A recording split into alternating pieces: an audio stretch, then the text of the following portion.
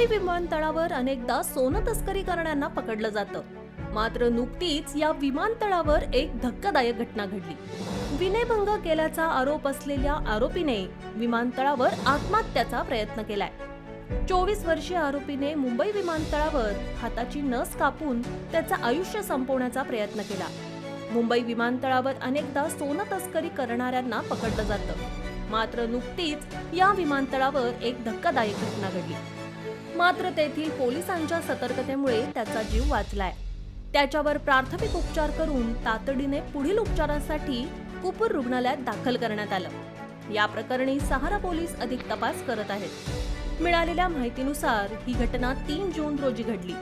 मोहम्मद आफ्रिद वय वर्ष 24 असं आरोपीचं नाव असून कर्नाटक पोलिसांनी त्याच्या विरोधात लुकआउट नोटीस बजावण्यात आली होती. त्याच्या विरोधात कर्नाटकमध्ये गुन्हा दाखल होता. 3 जून रोजी सकाळी 10च्या सुमारास दुबईतून मुंबईत आलेला प्रवासी मोहम्मद आफ्रिद याला एका महिला अधिकाऱ्याने अडवलं. कर्नाटकातील सिद्धापुरा पोलीस ठाण्यात दाखल असलेल्या विनयभंगाच्या गुन्ह्यात मोहम्मद आफ्रिद हा पाहिजे आरोपी असून कोडागू जिल्ह्याच्या पोलीस अधीक्षकांनी त्याच्या विरोधात लुक आउट नोटीस बजावली होती.